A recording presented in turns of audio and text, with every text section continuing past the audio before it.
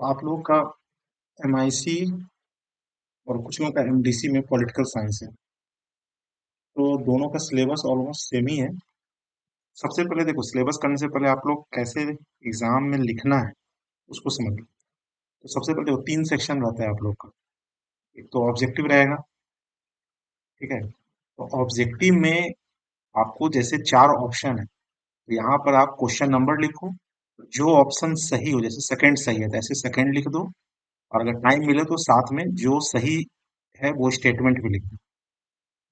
ठीक है, जैसे कुछ भी जो भी सही स्टेटमेंट है। अ, जैसे मान लो ऑप्शन में नरेंद्र मोदी है, तो यहाँ पे तुम ऑप्शन सेकेंड में लिखो, फिर यहाँ पर नरेंद्र मोदी लिखो, बस इतना ही करना है। ठीक है, ये आपका सेक्शन ए हो गया, खंड। और या सेक्शन ए। इसके बाद आपका जो सेकंड है वो होता है शॉर्ट आंसर। फिर होता है section C, long long questions. तो ऑब्जेक्टिव के बाद ऑलवेज अटेम्प्ट लॉन्ग क्वेश्चंस, क्योंकि यहाँ पर 3 ही क्वेश्चन करना है और each question consists of 10 marks. अगर 10 मार्क्स का क्वेश्चन है तो इसमें आपको थोड़ा लंबा लिखना है। होता क्या है कि आप लॉन्ग से पहले शॉर्ट अटेम्प्ट कर लेते हो, जिसमें 5 क्वेश्चंस करना है, ईच क्वेश्चन 4 मार्क्स। तो शॉर्ट करते करते ही पूरा टाइम खत्म हो गया और लॉन्ग के वक्त टाइम ही नहीं बचा। तो सबसे पहले ऑब्जेक्टिव करो। ऑब्जेक्टिव भी एक बार में जो आता है वो करो, उस पर टाइम वेस्ट मत करो। फिर जब तुम्हारा सब पूरा कॉपी अगर लिख लोगे, उसके बाद फिर तुम ऑब्जेक्टिव पे आओ। तो लॉन्ग के लिए 3 क्वेश्चन, फिर तुम उसके बाद शॉर्ट क्वेश्चन करो। ऑलवेज रिमेम्बर, मार्क्स के अनुसार आंसर लिखा जाता है। अगर लॉन्ग है तो इसमें थोड़ा ज्यादा लिखना है, और शॉर्ट में 1 से 1.5 पेज, ठीक है, सफिशियंट है। फिर है यहाँ पर लिखना कैसे। रैंडम बिल्कुल लिखे जा रहे हैं, तो जो कॉपी चेक करता है उसके पास और इतना टाइम नहीं रहता है कि वो खोजेगा क्या कहाँ लिखा हुआ है। तो सबसे पहले तो देखो, अगर इफ पॉसिबल अगर तुम्हारे पास समय है तो सब कुछ एक सेक्शन के सारे क्वेश्चंस, पहला चीज, एक सेक्शन के सारे क्वेश्चंस एक ही जगह करो। मिक्स मत करो, सेक्शन ए का शॉर्ट क्वेश्चन, फिर लॉन्ग क्वेश्चन, फिर शॉर्ट क्वेश्चन, फिर लॉन्ग क्वेश्चन। जो कॉपी चेक करता है उसको खोजने में ही टाइम चला जाएगा, हो सके तुम्हारा मिस कर जाए कहाँ लिखे। दूसरी बात, तुम इफ पॉसिबल तो क्वेश्चन जो है दूसरे कलर से लिख दो, ब्लैक पेन से, रेड नहीं यूज करना है। अगर पॉसिबल हो तो ब्लैक पेन से क्वेश्चन लिखो, फिर आंसर लिखो। ठीक है, और क्वेश्चन साइड में क्या करो, कॉपी को थोड़ा मोड़ दिया करो, वहां साफ साफ लिखो। टू का ए, शॉर्ट क्वेश्चन कर रहे हो तो, या फिर जो भी नंबरिंग है, नंबरिंग को अच्छे से लिखो। फिर अलग सेक्शन में जा रहे हो, क्वेश्चंस को अगर दूसरे कलर से लिख दे रहे हो तो मच बेटर, लेकिन बहुत नीडेड नहीं है। लेकिन इससे क्या होता है कि डिफरेंशिएशन पता चलता है कहाँ से क्या स्टार्ट कर रहे हैं। दूसरा देखो, जैसे एक एक ये मैं तुम्हें सैंपल में दिखा रहा हूँ। जैसे इसने लिखा है, ठीक है, देख लो साफ साफ लिखा है। जैसे फंडामेंटल ड्यूटीज है, तो सबसे दूसरा चीज क्या है, ये इंपॉर्टेंट चीज है, जो इंपॉर्टेंट कीवर्ड्स है। ठीक है, जैसे पॉलिटिकल साइंस में कीवर्ड्स आ गया तुम्हारा, सॉवर्निटी आ गया, या फिर राइट्स हो गया, ये सब जैसे कीवर्ड्स है, या फंडामेंटल ड्यूटीज हो गए। कीवर्ड को, इसको एज ए सब हेडिंग लिख सकते हो। ठीक है, सब हेडिंग जैसे समझ रहे हो, यहाँ पे है जैसे, जैसे ये देखो, ये एक सब हेडिंग हो गया इस टाइप का, फंडामेंटल ड्यूटी सब हेडिंग हो गया। सब हेडिंग लिखो और वहां से फिर लिखना शुरू करो। अगर सब हेडिंग नहीं भी लिख रहे हो, ऑलवेज चेंज पैराग्राफ, पैराग्राफ को चेंज करो। और जो जो कीवर्ड्स है, कीवर्ड्स को अंडरलाइन करो। अगर तुम सब हेडिंग में लिख दे रहे हो तो दिख जा रहा है तुम्हारा, क्योंकि जो कॉपी चेक कर रहा है उसको पता चलना चाहिए कि हाँ तुम्हें इंपॉर्टेंट कंसेप्ट पता है। तुम रामायण की तरह से बिल्कुल concept लिखे जा रहे हो, कुछ भी लिख रहे हो, कहाँ पे तुम्हारा इंपॉर्टेंट वर्ड्स है उसे पता ही नहीं चलता है। समझ में आ रहा है? तो जब भी, जैसे यहाँ पे एग्जांपल देखो, बहुत अच्छा ये लिखा है। जैसे यहाँ पे देखो, ये जो इंपॉर्टेंट चीजें हैं इसको उसने, ये तो डिफरेंट कलर का पेन भी यूज किया है, तो इसमें हो सके पेन चेंज करना भी मुश्किल होता है, सब लोग नहीं कर सकते, टाइम वेस्ट होता है। तुम अगर पेन नहीं भी चेंज करो तो कीवर्ड को हमेशा सेपरेट रखो, सब हेडिंग में लिखो। और सब हेडिंग नहीं भी कर पा रहे हो तो उसको अगर लिख भी रहे हो तो तुम उसको अच्छे से अंडरलाइन करो। और मेन, जैसे वहां सोवर्निटी के बारे में लिखना है तो यहाँ तुम सोवर्निटी लिख दिए, ठीक है, एरो दिए, फिर उसके बारे में लिख रहे हो। और एक कंसेप्ट को एक पैरा में लिखो, 2 लाइन 3 लाइन का जो भी पैरा, फिर कंसेप्ट चेंज कर रहे हो, पैरा चेंज करो। पैरा चेंज नहीं भी करो तो कम से कम गैप दो। पता चले कि हाँ तुम्हारा नेक्स्ट कंसेप्ट कहाँ से शुरू हो रहा है, और उसमें जो की वर्ड्स है उसको अंडरलाइन करो। प्रेजेंटेशन को साफ सुथरा रखो, कॉपी चेक करने वाले को पता चले कि तुमने क्या क्वेश्चन अटेम्प्ट किया, तुम्हें कुछ आता है। बिल्कुल कुछ भी लिख देते हो, कोई मतलब इस इतना गंदा कॉपी लिखते हो। अगर कोई सही से लिखना पढ़ना शुरू करे तो एक कॉपी को पढ़ने में समझ ही में नहीं आता और लिखा क्या है, क्या कहना चाह रहा है। Always remember keywords. कीवर्ड्स बहुत इंपॉर्टेंट होता है। ये कीवर्ड्स ही तुम्हारे, अभी मान लो आगे हम लोग सिलेबस को देखते हैं। देखो सिलेबस जो मैंने तुम्हें पढ़ा रहा है, ये मैं बहुत डिटेल में नहीं, जो तुम्हारे एमआईसी और एमडीसी है इतना मैं करा दे रहा हूँ, तुम्हें डिसेंट मार्क्स से। अच्छा अगर प्रेजेंटेशन रखेगा तो तुम्हें अच्छे मार्क्स आ जाएंगे, ठीक है। और एग्जाम में अटेम्प्ट ऑल क्वेश्चंस, तुम्हें थोड़ा बहुत भी आता है कुछ भी, क्वेश्चंस को छोड़ो नहीं, ठीक है। तो सीक्वेंस समझ में आ गया, ऑब्जेक्टिव करो। एक बार में ऑब्जेक्टिव करो, जो आता है करो, फिर आगे बढ़ जाओ, रुको नहीं। 1 घंटा तक ऑब्जेक्टिव ही करते रह गए तो फिर पेपर छूट जाएगा तुम्हारा, ठीक है। फिर लॉन्ग क्वेश्चन करो, फिर शॉर्ट क्वेश्चन करो। क्वेश्चन नंबरिंग अच्छे से रखो, सब हेडिंग लिखो, कीवर्ड्स रखो, और एक कंसेप्ट के एक पैराग्राफ रखो, चेंज करो पैराग्राफ। ठीक है, अब हम लोग आगे बढ़ते जाए सिलेबस के अनुसार। देखो पॉलिटिकल साइंस में सबसे तुम्हारा स्टार्टिंग में है राजनीतिक विज्ञान का विषय के रूप में विकास। तो इसमें तुम्हारा देखो हम लोग 3 चीज को मेन पढ़ना है: परंपरावाद, ट्रेडिशनलिज्म, फिर व्यवहारवाद, बिहेवियरलिज्म, और पोस्ट बिहेवियरलिज्म। ठीक है, ये इंपॉर्टेंट कंसेप्ट है। तो हम लोग पहला सेक्शन पढ़ रहे हैं। तो परंपरावाद या ट्रेडिशनलिज्म में क्या है, ये राजनीति विज्ञान का एक वैज्ञानिक अनुशासन के रूप में धीरे धीरे विकास हुआ है। तो ये डेवलपमेंट कैसे हुआ है पॉलिटिकल साइंस का, इसका ट्रेडिशनल अप्रोच कहाँ से चला है?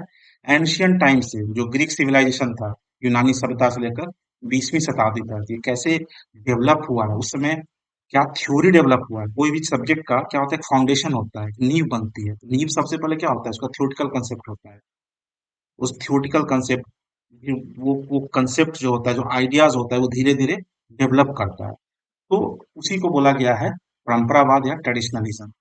तो एंशियंट टाइम से 20वीं शताब्दी तक। इसमें देखो जो इंपॉर्टेंट दार्शनिक हुए, इसका नाम तुम लोग पहले से भी जानते होंगे: प्लेटो, अरस्तु, फिर भारत का जो कौटिल्य है, चाणक्य नीति जो तुम कहते हो, फिर हॉब्स, लॉक, ये सब इंपॉर्टेंट दार्शनिक हुए थे। इन्होंने जो मेन तुम्हें जो आइडियाज होते, राज्य, न्याय, स्वतंत्रता, अधिकार, संप्रभुता आदि पर दार्शनिक। तो ठीक है, तो ये तुम्हारा कीवर्ड क्या हो गया? जब भी क्वेश्चन आएगा ट्रेडिशनल का, तो what is the keyword? Keyword is philosophical approach या दार्शनिक, दार्शनिक अप्रोच। ठीक है। दूसरा, हम परंपरावाद में क्या पढ़ते हैं? हिस्टोरिकल अप्रोच, ऐतिहासिक। मतलब ये एंशियंट टाइम से जो शुरू हुआ है, तो उसमें हिस्टोरिकल अप्रोच, जैसे राजनीतिक संस्थाओं का अध्ययन और उनके ऐतिहासिक विकास के आधार पर।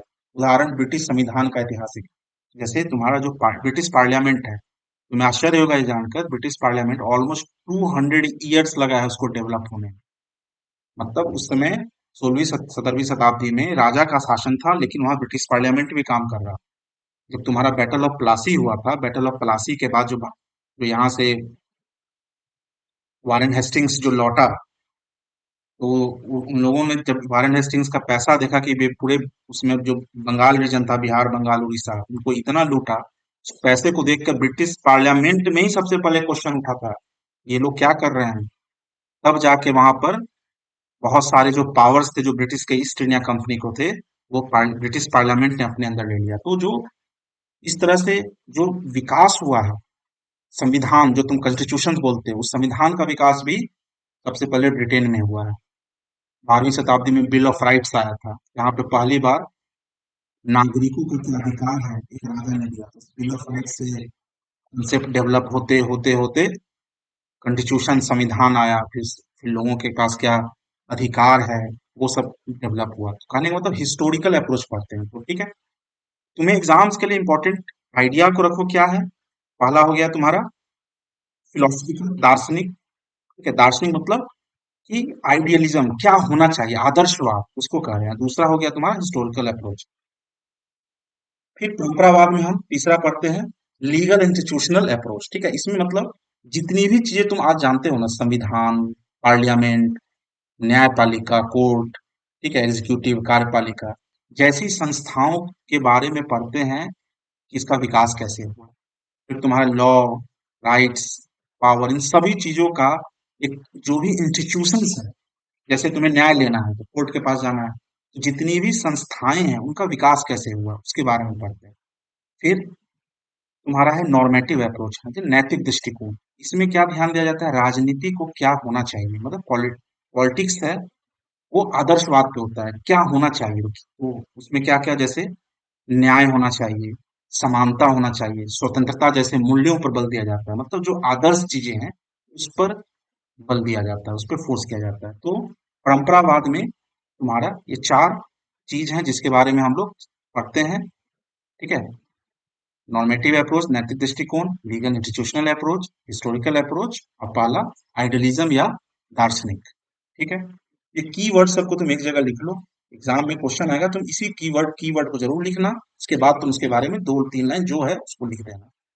फिर है ये जो अप्रोच है ट्रेडिशनलिज्म का, इसका योगदान क्या है। तो इसका क्या हुआ कि सबसे पहला योगदान क्या है, political science as a subject, इसको स्टैब्लिश किया है। इन्हीं अप्रोच का नाम political science as a separate subject कहा जाता है।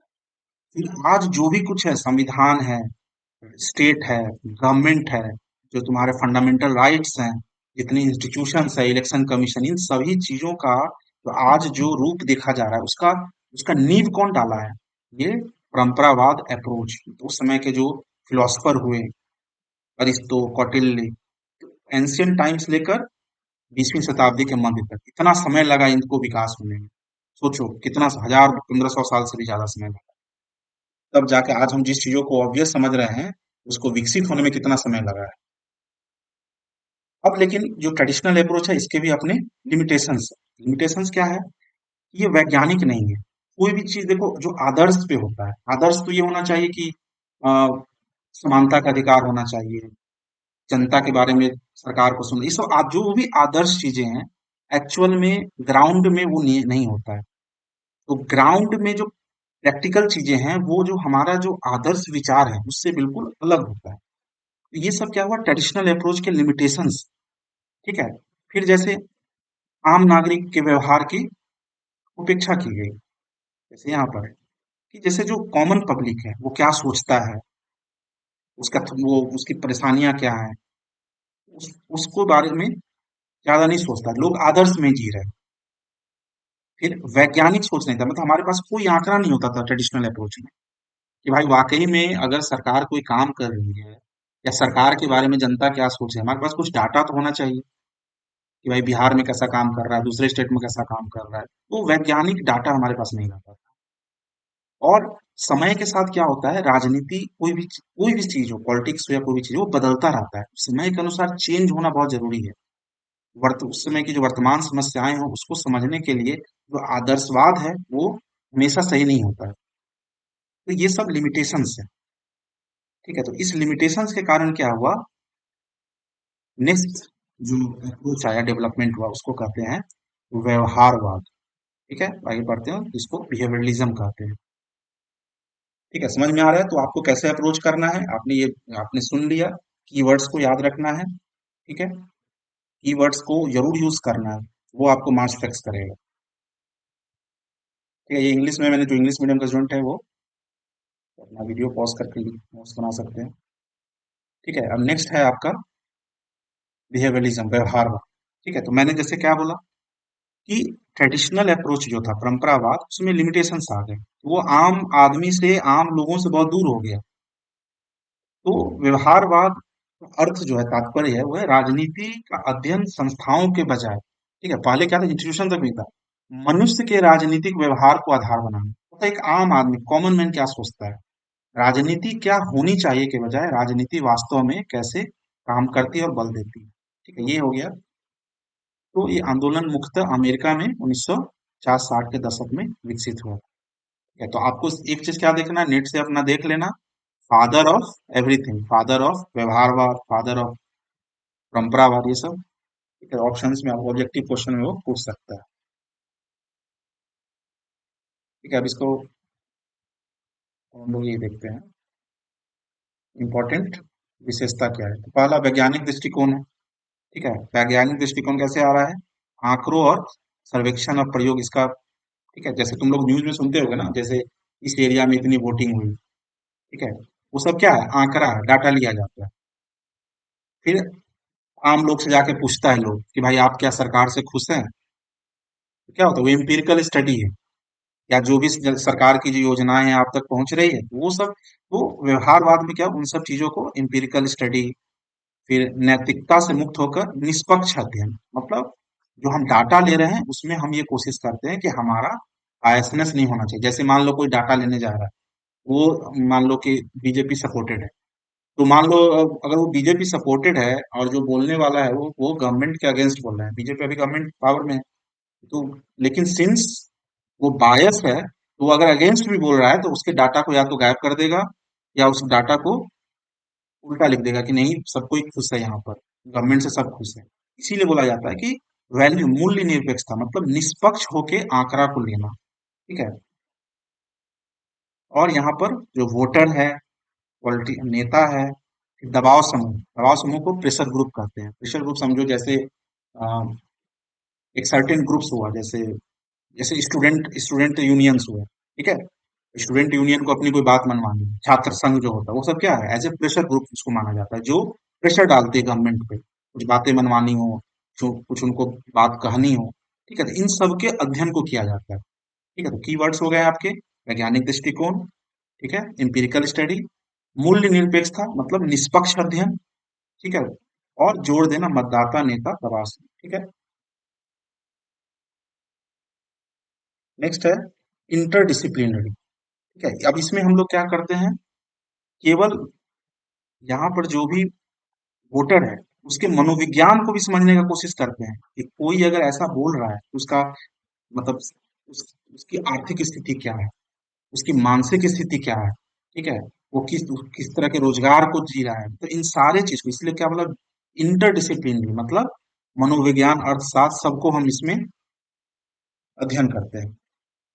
ठीक है, तो बिहेवियरलिज्म के ये सब कीवर्ड हो गए। ये सब देखो इंपॉर्टेंट पॉलिटिकल साइंटिस्ट, इनका नाम है Charles Merriam, David Easton, Robert Dahl, Harold Lasswell, ये सब देख सकते हो। और फादर ऑफ कौन बिहेवियरिज्म माना जाता है वो आप नेट से देखना।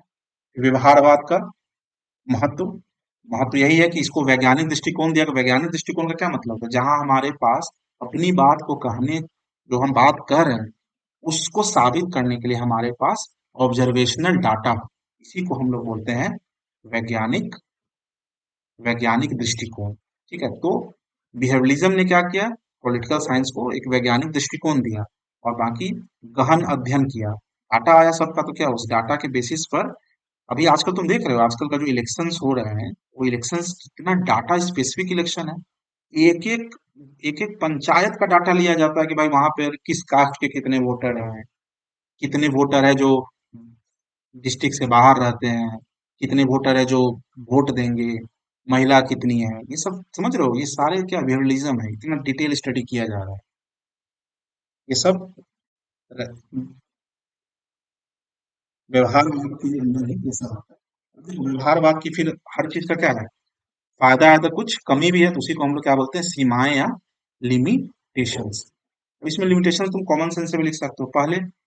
इसमें देखो क्या होता है ना कि एक समय हुआ क्या कि लोग केवल आंकड़ा पे ही सीमित हो गया, केवल डाटा ले रहा है, ठीक है, ये ऐसा ऐसा। अब उस उसने जो डाटा लिया, उस डाटा लेने से मान लो कि कुछ शॉर्ट कमिंग्स मिला, कुछ कमी कहीं पे पता चला, तो उस कमी को खत्म करने के लिए कोई प्रयास नहीं किया गया।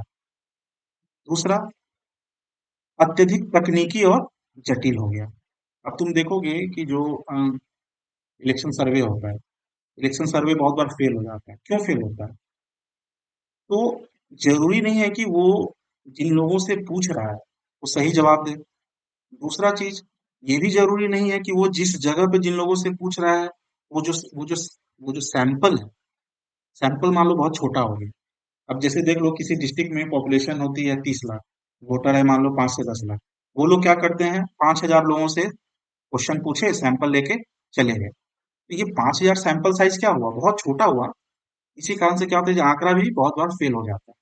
फिर देखो, और इसके लिमिटेशंस क्या होते हैं कि निष्पक्ष नहीं रह पाते हैं। ठीक है, इसमें नहीं है, मैं लिख दे रहा हूँ। अब जैसे जो आदमी डाटा ले रहा है, वो जरूरी नहीं वो निष्पक्ष हो। वो मान लो कि सरकार के सपोर्टेड हो या सरकार से चिढ़ा हुआ हो, तो जो भी डाटा मिलेगा वो डाटा को हेरफेर कर देगा। जरूरी नहीं है कि वो बिल्कुल निष्पक्ष दे। ये लिमिटेशंस हुआ। फिर तुम्हारा है कि जो डाटा लिया जा रहा है, वो डाटा का रीच कितना है, कहाँ की, मतलब कि जरूरी है वो, मान लो कि जो वोटर है वो तो जंगल में भी है, बहुत दूर दराज के गांव में भी होता है, तो क्या वहां तक पहुंच के वो डाटा ले पा रहा है? इस शहर भर में ही डाटा, क्योंकि क्या होता है ना, जैसे शहर के लोगों की अलग एस्पिरेशंस हैं, गांव के लोगों की अलग इच्छाएं हैं, तो सैंपल कहाँ लिया जा रहा है वो भी मैटर करता है। जो सैंपल ले रहा है वो निष्पक्ष है या नहीं है वो भी मैटर करता है। फिर यहाँ पर जो भी डाटा लिया जा रहा है उसमें उस डाटा से जो प्रॉब्लम समझ में आ रहा है उसको सॉल्व करने के लिए कोई अप्रोच नहीं किया जा रहा है। जैसे मान लो कि तुम एक एग्जांपल ऐसे समझो कि जैसे व्यवहारवाद में क्या हुआ कि ये है कि जैसे मान लो बारिश होने वाली है, ठीक है। अब बारिश होने वाली है, बहुत तेज बहुत ज्यादा बारिश हो सकती है, तो कोई ये कोशिश, व्यवहारवाद में ये नहीं होगा कि भाई अब हमें उस प्रॉब्लम को सॉल्व करने के लिए रेन शेल्टर बनाना है या फिर अलर्ट सिस्टम डेवलप करना है कि बहुत जब बारिश बहुत तेज होगी तो लोग को जानकारी दिया जा सके। या फिर ऐसे समझो किसी भी एरिया में, मतलब ये मिला मान लो 40% लोग ही वोट दिया इलेक्शन के दिन, ये डाटा आ गया। अब ये कोशिश नहीं करेगा कि भाई 40% अगर वोट दिया है तो इसको हम अगली बार 60% करें या 65% करें या ज्यादा से ज्यादा लोग वोट देने आए। तो ये सब कमी था, इसलिए सामाजिक समस्याओं से दूरी हो गई। ठीक है, तो ये सब इंपॉर्टेंट कीवर्ड्स आप लिख सकते हो। निष्पक्ष नहीं हो पाता है, ठीक है। जो मूल्य है उसकी उपेक्षा हुई। फिर सैंपल सर्वे छोटा होता है। सैंपल कहाँ लिया जाता है उस पर भी डाटा डिपेंड करता है। डाटा जरूरी नहीं है कि उस एरिया के सारे लोग सारी चीजों को एक्सप्लेन कर सके। ठीक है, तो ये आप इतना आप इसमें से इंपॉर्टेंट कीवर्ड्स निकालो, आप आसानी से ले सकते। ये हो गया आपकी व्यवहारवाद। तो व्यवहारवाद में जो लिमिटेशंस था तब आया पोस्ट बिहेवियरिज्म। ठीक है, व्यवहारवाद 1950-60 के दशक में डेवलप हुआ था, उसके बाद फिर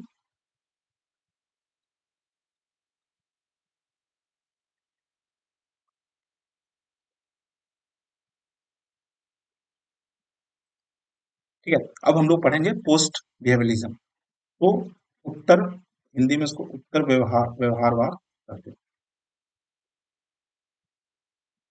ठीक है, पोस्ट बिहेवियरिज्म। तो 1960 के दशक के अंत में यह महसूस किया कि व्यवहार और राजनीति विज्ञान को तो वैज्ञानिक बना रहा है, परंतु समाज की वास्तविक समस्या, गरीबी, असमानता, अन्याय, युद्ध से दूर होता जा रहा है। इसके परिणाम स्वरूप डेविड स्टर्न ने, इनको फादर ऑफ पोस्ट बिहेवियरिज्म भी कहा जाता है इन्होंने, ये क्या बोलता है, व्यवहारवाद और परंपरावाद के बीच में संतुलन स्थापित करता है। अभी आपने दो चीज पढ़ा, व्यवहारवाद ट्रेडिशनलिज्म और बिहेवियरलिज्म परंपरावाद, इनके बीच में ये मुख्य विशेषताएं क्या है? समाज की समस्याओं पर ध्यान देना, ठीक है। जो वैल्यू है, जो वैल्यू कहाँ था तुम्हारा, देखो ध्यान दो, वैल्यू हमने पढ़ा था व्यवहारवाद में। तो व्यवहारवाद की जो चीजें, न्याय, समानता, ठीक है, उस पे भी जोर देता है। सामाजिक परिवर्तन पे बल देना। अगर मान लो किसी एरिया में कुछ समस्याएं हैं, महिलाएं हैं, उनको समस्या है, तो समाज में परिवर्तन लाना, अवेयरनेस फैलाना, ठीक है। तो बेसिकली उत्तर व्यवहारवाद क्या है? एक्शन ओरिएंटेड अप्रोच है। अगर समस्याएं हैं तो एक्शन लेना है उस पर।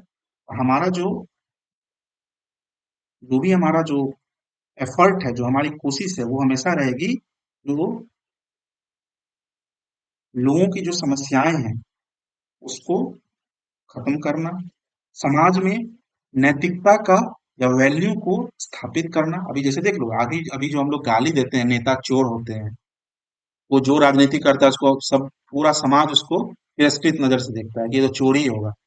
ऐसा क्यों है? क्योंकि राजनीति का जो नैतिकता है, जो वैल्यू है, वो खत्म हो चुका है। समाज में कुछ बचा नहीं है उनके लिए।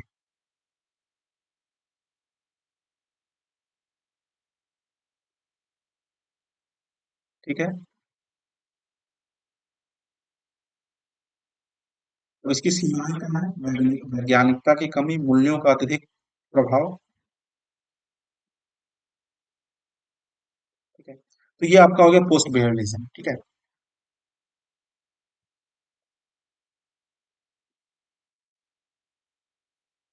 तो अब हम लोग आगे कर सकते, तो आप हर एक टॉपिक पे ट्रेडिशनलिज्म, बिहेवियरलिज्म और पोस्टलिज्म के की आप एक सुन लो, की वर्ड्स पेज में छोटा छोटा लिख लो, और राइटिंग स्किल कैसे लिखना है वो मैंने आपको बताया ही है, वैसे अप्रोच करना। भैया हम लागू, फिर हम लोग जल्दी जल्दी आगे का सिलेबस करते हैं। ये कुछ इंपॉर्टेंट की वर्ड्स है, इसको आप एक जगह लिख लो। जैसे परंपरावाद में जो कीवर्ड्स हो गए, state, constitution, government, sovereignty, justice, इसमें से कुछ भी याद रहोगे आप इजीली लॉन्ग क्वेश्चन से लिख सकते हैं।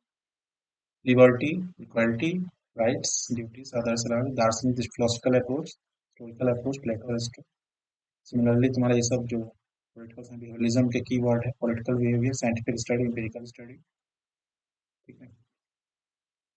इंटरडिसिप्लिनरी अप्रोच, जनरलाइजेशन, पोस्ट पेरिज्म, ये तुम्हारे कीवर्ड्स होगा। Value concern, social justice, equality, liberty, integration of science and values, action oriented approach, developing countries में ज्यादा वो है, जैसे इंडिया ऐसे कंट्री में पोस्ट पेरिज्म ज्यादा चलता है डेवलपिंग कंट्रीज में, इम्पोर्टेंट है। सोशल यूजफुल पॉलिटिकल साइंस का इस्तेमाल करना समाज के विकास में। देखो जो लोग जुड़े, जो वीडियो सुन रहे हैं, जिस चैनल को सब्सक्राइब कर लेना, क्योंकि हर एक सेमेस्टर के जो तुम्हारे एईसी से या एमआईसी एमडीसी उससे रिलेटेड ऑलमोस्ट मटेरियल सब मैं इस पर डाल चुका हूँ, जो बचा है वो मैं बाद में डालूंगा, ठीक है। अभी तो तुम्हारे टीचर को भेजना पड़ता है, बेटर होगा कि आप लोग जुड़े रहो, कि आपको बार बार मुझे भेजना ना पड़े, ठीक है। अब हम लोग कुछ इंपॉर्टेंट है हमारा स्कूल्स ऑफ पॉलिटिकल थ्योरी, इसमें से डिफरेंट जो थॉट्स हैं पॉलिटिकल थ्योरी के, जो डिफरेंट विचारधारा हैं उसको स्कूल्स कहते हैं, इसको पढ़ लेते हैं। तो उदारवादी, मार्क्सवादी, समाजवादी और राजकतावादी, ये था आपका लिबरल स्कूल, ये सिलेबस में इतना ही है। लिबरल स्कूल में इसमें इंपॉर्टेंट क्या होता है, व्यक्ति स्वतंत्रता सर्वोपरि होती है लिबरल स्कूल में, इंडिविजुअल फ्रीडम, ठीक है। राज्य जो होता है, जो गवर्नमेंट होती है, वो लिमिटेड होती है। जैसे अभी है, सरकार क्या है, निरंकुश नहीं है। अगर कुछ भी, अगर मतलब जैसे आपको बोलने की आजादी है, देश में कहीं जाके काम करने की आजादी है, वो सब क्या है, सीमित राज्य कहलाता है। सरकार पहले क्या होता था, जैसे पहले राजा राजा का समय होता था, किसी का मान लो शकल पसंद नहीं आया, वो बोलेगा इसका गला काट दो, ठीक है, वैसा नहीं है, सीमित लिमिटेड स्टेट, स्टेट का रोल है, लेकिन वो वो कंट्रोल है, लिमिटेड है। फिर लॉ ऑफ, कानून का शासन, ठीक है। तो जो कानून है उसी का लोग शासन होगा अपने मन से। पहले ऐसा नहीं होता था, राजा महाराजा के समय तो कानून, लॉ ऑफ, लॉ नहीं होता था। निजी संपत्ति है आपके पास, आपके जो पैसे हैं, जमीन है, घर है, वो आपकी निजी संपत्ति है। फिर आपके पास डेमोक्रेसी है, अधिकार है। ये सब क्या हुआ, लिबरल स्कूल ऑफ थॉट्स, इसके जो प्रमुख विचारक हैं, फिलोसफर है, वो है जेएस मिल, बेंथम, एडम स्मिथ, लॉकी, ये सब है, ठीक है। नाम वो ऑब्जेक्टिव में पूछ सकता है। फिर दूसरा है आपका मार्क्सिस्ट स्कूल, ठीक है। मार्क्सिस्ट स्कूल का देखो, इसका डेवलपमेंट जो हुआ था ना, ये कार्ल मार्क्स, कार्ल मार्क्स के किताब जो लिखे थे उसके बेसिस पे इसका मेन है हमारा कार्ल मार्क्स। तो इसका जो बैकग्राउंड को अगर तुम समझो, ये वर्ग संघर्ष की बात करता है। तो हुआ क्या था कि जब 16वीं 17वीं में इंडस्ट्रियलाइजेशन हुआ था ब्रिटेन में, तो जो समाज जो उसने दो क्लास में डिवाइड हुआ, एक क्लास को बोला था कैपिटलिस्ट क्लास, मतलब जो फैक्ट्री है, फैक्ट्री का मालिक, और दूसरा था वर्कर क्लास, ठीक है। ये दो क्लास, इसी दो वर्ग के बीच में संघर्ष की बात बोलता है मार्क्सिस्ट स्कूल। क्यों, कैपिटलिस्ट क्लास क्या था, वो हमेशा प्रॉफिट ओरिएंटेड था। वर्कर्स के लिए उनके पास कोई मतलब नहीं है। पहले तुम जान के तुम्हें आश्चर्य होगा, पहले 7 दिन काम होता था, वीक के 7 डेज, 18 आवर्स ऑफ वर्क। बच्चे भी 7 दिन काम करते थे। बाद में धीरे धीरे वर्कर्स जागरूक हुए, वर्क संघर्ष हुआ, उन्होंने विरोध किया, तब जाकर तुम्हारा बच्चों को हटाया गया, बच्चों का एज को 11 साल लिमिट किया गया, 11 साल से छोटे बच्चे काम नहीं करेंगे। फिर संडे को हॉलिडे मिला। फिर बाद में आगे चल के लेबर, अभी जो अभी क्या है, अभी लेबर एक्ट है कि आपको 8 घंटे काम करना है, मिनिमम वेज है 18,000 महीने का, या डेली का 500 या 600 जो भी लेबर का, वो मिनिमम वेज डिसाइड हुई। ये सब का सब वर्क संघर्ष जो हुआ है, धीरे धीरे धीरे डेवलप हुआ है। फिर आर्थिक आधार, पूंजीवाद का आलोचना, पूंजीवाद अभी बताएं, कैपिटलिस्ट का पूंजीवाद, पूंजीवादी लोग किसको कहा बोला जाता है? वैसे लोग जो इंडस्ट्री के बड़े बड़े इंडस्ट्री के ओनर है, जिनका एक ही मकसद होता है प्रॉफिट ओरिएंटेड, उनको समाज के लोग, समाज मतलब समाज में क्या हो रहा है उनकी भलाई उसके नहीं सोचना, उनकी फैक्ट्री है, केवल प्रॉफिट ओरिएंटेड माइंडसेट। ठीक है, तो इसीलिए उन्होंने पूंजीवाद की आलोचना की। जैसे अभी है ना बड़े बड़े इंडस्ट्रियलिस्ट होते हैं, वो लेबर लेबर के बारे में ना, मतलब वहाँ उनके जो वर्कर्स हैं उनको बेसिक बेनिफिट अब तुम देते हैं, सरकार का दबाव रहता है, लेकिन बहुत लोग अभी भी नहीं देते हैं। 8 घंटे की जगह 12 घंटे भी काम करा रहा है तो 4 घंटे एक्स्ट्रा जो काम किया उसके पैसे नहीं देंगे। ठीक है, यही इसी सब अभी तो बहुत कम है ना, तुम अगर पढ़ोगे तो समझ में आएगा उसमें कितना शोषण होता था। तुम जो एक बहुत इंटरेस्टिंग बात करो, जो तुम लोग जीन्स पहनते हो, वो सब वर्कर क्लास का ही मोटा कपड़ा पहनते थे, 18 18 घंटे काम करते थे, उनके कपड़े फट जाते थे। उन्होंने मोटा कपड़ा पहनना शुरू किया कि फटे नहीं उनका कपड़ा, उसी से धीरे धीरे बाद में आके जीन्स का डेवलपमेंट हुआ। ठीक है, तो सर्वहारा क्रांति की बात बोलता है, तो आम जन जो शोषित है उस क्या करेंगे, क्रांति करेगा कैपिटलिस्ट क्लास के खिलाफ। फिर राजवर्गीय प्रभुत्व, जिसमें मेन तुम्हारा वर्ग संघर्ष है। ठीक है, इकोनॉमिक बेस होता है, एक तुम्हारा कैपिटलिस्ट क्लास है, एक वर्कर क्लास है, गरीब है और एक अमीर है। फिर पूंजीवाद की आलोचना, सर्वहारा क्रांति मतलब आम जन का। ये sir Lenin, Karl Marx, Lenin के बारे में पढ़ना। रशियन रिवॉल्यूशन, आज जो रशिया कम्युनिस्ट जो है, कम्युनिज्म जो पूरे वर्ल्ड में फैला है, वो क्या था, कार्ल मार्क्स के सिद्धांत से ही आया, बोल्शेविक मूवमेंट। सब पढ़ोगे, काफी इंटरेस्टिंग टॉपिक है। फिर है तुम्हारा सोशलिस्ट स्कूल, समाजवादी विचारधारा। ये क्या बात होती है, सामाजिक समानता की बात होती है। ठीक है, मतलब कोई हम बहुत डिफरेंस नहीं होना चाहिए, बहुत ज्यादा कोई अमीर गरीब ना हो, किसी का शोषण ना हो, समाज में समानता होनी चाहिए, महिला पुरुष में समानता होनी चाहिए। फिर सामूहिक कलेक्टिव ओनरशिप, मतलब सामूहिक सामर्थ्य, मतलब अभी जो निजी संपत्ति की बात हो रही है, तो समाजवादी जो स्कूल होते हैं वो निजी संपत्ति की बात नहीं बोलती है, सामूहिक मतलब कलेक्टिव ओनरशिप। जो मान लो गांव में अगर खेत जो है, उस खेत में कोई एक लोगों का हक नहीं होगा, पूरे गांव का हक होगा उसमें। सामूहिक फिर वेलफेयर स्टेट, कल्याणकारी राज्य। वेलफेयर, अभी जैसे तुम सुनते होगे गांव में तुम्हें वृद्धा पेंशन मिल रहा है, ठीक है, फिर तुम्हें राशन मिलता है, वो सब क्या है, कल्याणकारी स्टेट का ही रूप होता है। तो सरकार का जो काम है वो गरीब से गरीब समाज में जितने लोग हैं उसके कल्याण के लिए काम करता है। ठीक है, लोकतांत्रिक समाजवाद। ठीक है, जो डेमोक्रेसी है उस डेमोक्रेसी के अंदर ही समाजवाद को लाना। समाजवाद का मतलब समझो, यहाँ पर बराबरी की बात होती है, हर तरह की बराबरी, किसी का शोषण नहीं है, डिफरेंस नहीं होना चाहिए। ठीक है, और सामाजिक न्याय मतलब सोशल जस्टिस। जैसे पहले क्या होता था, हमारे ही समाज में एक विशेष जाति के लोगों को, मतलब उनको अलग से खाना है, उनके साथ उनको पानी, मतलब उनको समाज से अलग रखा जाता था विशेष जाति के लोग को। तो वो सब नहीं होगा, सामाजिक सोशल जस्टिस होना चाहिए, सबके साथ न्याय होगा, किसी के साथ अन्याय नहीं होना चाहिए। ये है तुम्हारा सोशलिस्ट स्कूल ऑफ थॉट्स। ठीक है, ये तुम्हारे कल्याण की वर्ड से वो देखो, प्रमुख चर क्या है, फेबियन है, लेस्की, ये सब है। फिर तुम्हारा है अनार्किस्ट स्कूल, मुख्य विचार क्या है, राज्य का विरोध करना। ठीक है, इनका मानना है कि कोई भी स्टेट नहीं होना चाहिए, हर एक आदमी इंडिविजुअली कंप्लीटली फ्री होना चाहिए, मतलब गवर्नमेंट गवर्नमेंट नहीं चाहिए भाई। ठीक है, फिर स्वैच्छिक संगठन हो, जिसको जो मन है, सरकार गवर्नमेंट के अगेंस्ट रहता है, मतलब गवर्नमेंट कहीं भी तुम ये सोचो, गवर्नमेंट कहीं ना कहीं तुम्हें पे एक क्या है, एक कंट्रोलिंग अथॉरिटी है। तो अनार्किस्ट स्कूल बोलता है वो कोई कंट्रोलिंग अथॉरिटी की जरूरत नहीं है, हर एक आदमी अपने आप में कंप्लीट है, वो पूर्ण स्वतंत्रता का अधिकारी है।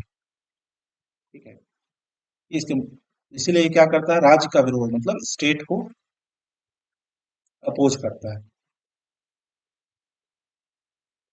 ठीक है, तो चीजों में कंसाइज में डील कर रहा हूँ, बाकी डिटेल में पढ़ोगे तो काफी कुछ है। ठीक है, ये देखो तुम्हारे टेबल फॉर्मेट में है, मार्क्सिस्ट समाजवादी स्कूल, ये सब देख सकते हो तुम।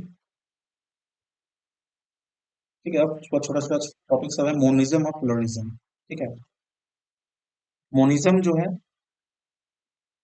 ये बोलता क्या है, इसमें स्टेट को सुप्रीम माना जाता है, मतलब सेंट्रलाइज पावर की बात बोलता है। व्यक्तिगत और समूह हित राज्य के हित के अधीन होता है। ठीक है, सत्ता का एकमात्र केंद्र जो तुम्हारा है, मतलब जो गवर्नमेंट है उसका कोई एक सेंट्रल गवर्नमेंट होना चाहिए, कंट्रोल उस। ये देखो विशेषताएं भी देखो, सवाल समझ में आ गया। सेंट्रलाइज अथॉरिटी, ठीक है, समूहों और नागरिक स्वतंत्रता पर कमजोर और राज्य प्रमुख और सर्वोपरि, ये होता है मॉनिज्म। जैसे तुम्हारा, जैसे जहां पे डिक्टेटरशिप है, नॉर्थ कोरिया में चले जाओ। ठीक है, नॉर्थ कोरिया में क्या है, मॉनिज्म है, सेंट्रलाइज अथॉरिटी है। ये तुम्हारा जितनी भी तुम्हारी मेजोरिटी ऑफ, जहाँ मोनार्की है, जहाँ डेमोक्रेसी नहीं है, वहां पे क्या है, सेंट्रलाइज अथॉरिटी है। सेंटर में जो राजा है वो सारा पावर उसके पास है। अभी जैसे ईरान में क्या हो रहा है, ईरान में सेंट्रलाइज अथॉरिटी है। मर गया ना 3 से 4 हजार लोग, विरोध हुआ है। तो सेंट्रलाइज अथॉरिटी में क्या होता है, एक तरह से डिक्टेटरशिप टाइप की टेंडेंसी आ जाती है। भारत में भी क्या है, भारत जब तुम पॉलिटिकल साइंस आगे पढ़ोगे तो जब इमरजेंसी लगती है, नेशनल इमरजेंसी या फिर स्टेट इमरजेंसी, इमरजेंसी के समय जो हमारा जो सरकार है वो क्या हो जाता है, सेंट्रलाइज अथॉरिटी हो जाता है, सारा पावर निहित हो जाता है केंद्र सरकार में। वहां पे तुम्हारा जो फ्रीडम है, अभी जैसे तुम्हारा फ्रीडम है ना, कहीं घूम सकते हो या कहीं जा सकते हो, वो सब खत्म हो जाता है।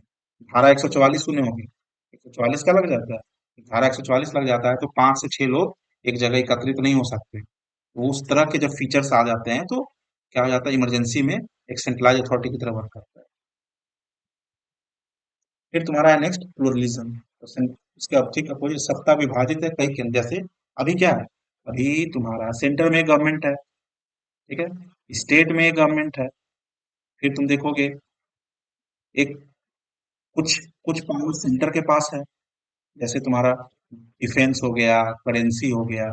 फिर कुछ पावर स्टेट के पास है, जैसे शिक्षा हो गया, ठीक है, बिजली इलेक्ट्रिसिटी हो गया। तो कुछ पावर सेंटर के पास है, कुछ पावर स्टेट के पास है, कुछ में स्टेट लॉ बना सकते हैं, कुछ में सेंटर लॉ बना सकते हैं। इसको बोलते हैं कि प्लूरलिज्म, सत्ता विभाजित है। फिर तुम्हारा विभिन्न समूह और संगठनों का प्रभाव है, लोकतंत्र और भागीदारी पे जोड़ा, यानी जैसे यहाँ पे देखो विभिन्न संगठन सब है ना भाई, जैसे बहुत सारे एनजीओज होते हैं, जैसे तुम्हें छात्र संगठन का मैंने नाम बोला, इन सब का रोल है। वो लोग अगर विरोध करेंगे, प्रदर्शन करेंगे, लेटर लिख के देंगे, तो उनका भी पॉलिसी मेकिंग में सरकार पे प्रभाव पड़ता है।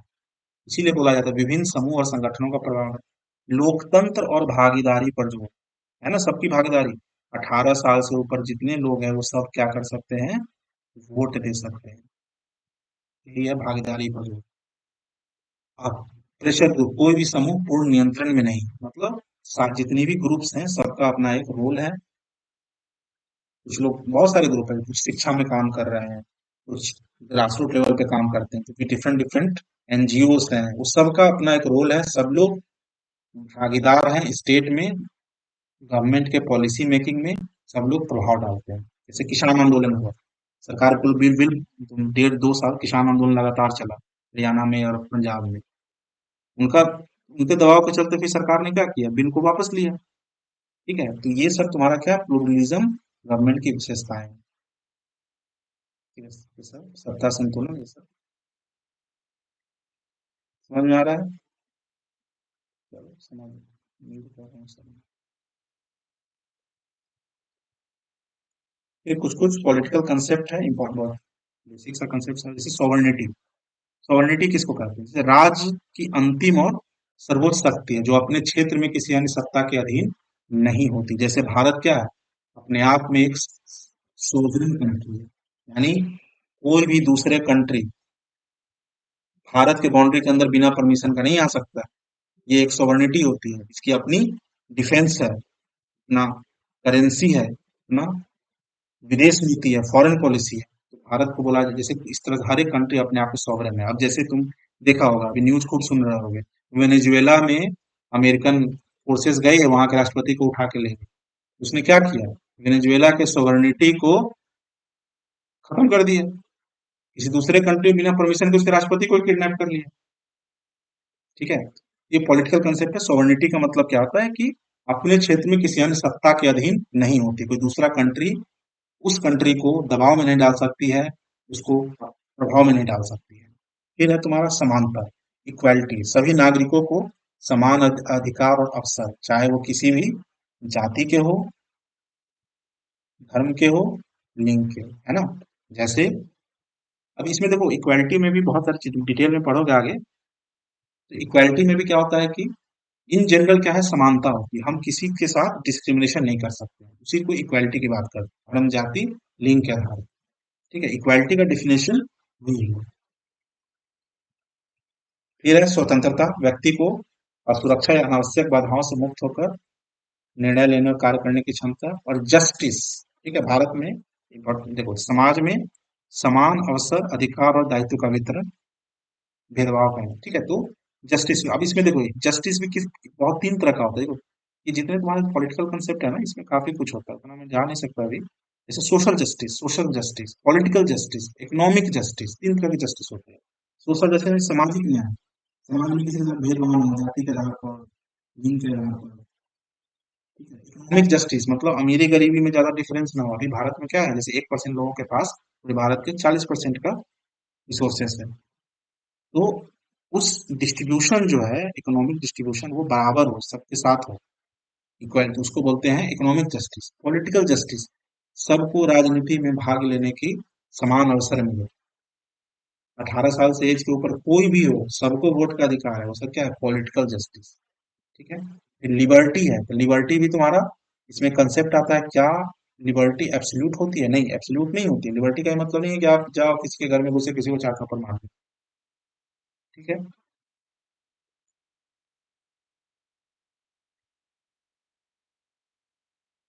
फिर है आपका राइट्स। अब देखो राइट्स में भी आता है, एक होता है लीगल राइट्स, भी दो तरह का होता है, लीगल राइट्स, फिर फंडामेंटल राइट्स, मौलिक अधिकार, इस अलग अलग राइट्स होते हैं। अगर डेफिनेशन में जाओगे तो व्यक्ति या समूह को कानूनी या नैतिक रूप से प्राप्त योग्यताएं जिन्हें राज्य या समाज मान्यता देता है। जैसे तुम्हारा लीगल राइट्स है, अब जैसे तुम्हें शिक्षा का अधिकार है, ये कौन दिया है, राइट टू एजुकेशन एक्ट से। ठीक है, ये आपका एक फंडामेंटल राइट हो चुका है। फिर जैसे बहुत सारे कानूनी अधिकार होते हैं, कानूनी अधिकार जैसे वोट देने का अधिकार हो गया, फिर आपको बिना नोटिस दिए कोई पुलिस आके आपको घर में सर्च नहीं कर सकती बिना वारंट का। ये सब क्या है, बहुत सारे ये लीगल राइट्स हुए। फंडामेंटल राइट्स होते हैं, ठीक है, मौलिक अधिकार, मौलिक अधिकार वैसे अधिकार होते हैं जिसको राज भी आपसे नहीं छीन सकती है, इसमें स्वतंत्रता का अधिकार हो गया। ठीक है ना, इक्वालिटी है, लिबर्टी है, फिर आपको कोई बंधुआ मजदूर की तरह काम नहीं करवा सकता है, फिर आपको स्वेच्छा से भारत के किसी भी कोने में जाकर काम कर सकते हैं, कोई आपको जिस धर्म में उस धर्म को आप पालन कर सकते हो, उसकी स्वतंत्रता है आपको। इसको बोलते हैं फंडामेंटल राइट्स, मतलब कि वे वैसे राइट है जिसको अगर सरकार भी चाहे तो आपसे छीन नहीं सकती है, अगर कोशिश करेगी डायरेक्ट आप सुप्रीम कोर्ट जा सकते हो, और सुप्रीम कोर्ट की ड्यूटी है आपके अधिकारों की रक्षा करें। ठीक है, तो ये अपने आप में काफी डिटेल टॉपिक है, उतनी जरूरत नहीं है एमआईसी और एमडीसी के लिए, कल एग्जाम होगा। अब देखो डेमोक्रेसी जो है, इसका डेफिनेशन बहुत सिंपल है, तीन वर्ड याद रखना, by the people, for the people, of the people, जनता के द्वारा, जनता के लिए, और जनता से चुनकर, बाय, फॉर एंड ऑफ।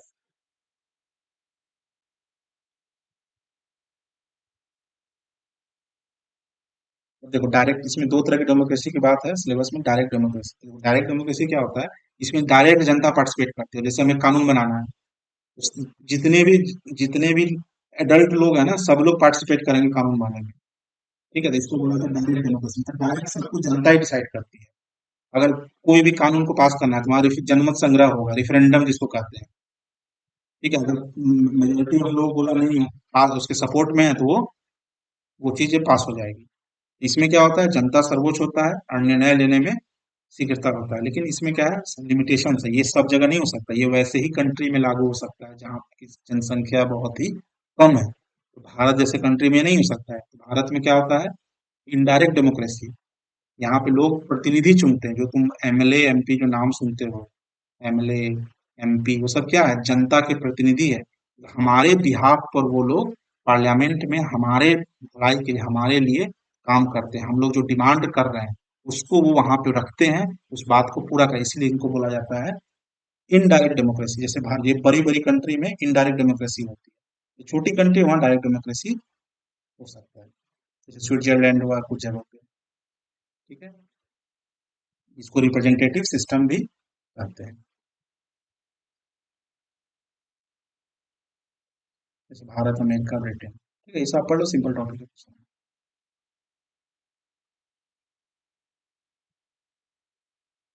ठीक है, ऑलमोस्ट आपका ये कंप्लीट हो गया है सिलेबस। इतना ही है, इतना सुन लोगे मोर देन सफिशिएंट है। आप जो तरीका बताया लिखने का उसको फॉलो करना, और सब लोग जुड़ जाना, क्योंकि अगले सेमेस्टर सब लगभग सारा जो आपका रिलेटेड मटेरियल है, एईसी, एसईसी, वैक, सब इस चैनल पे मैं बना दे रहा हूँ। ठीक है, चलो, ठीक है, अच्छे से एग्जाम दो।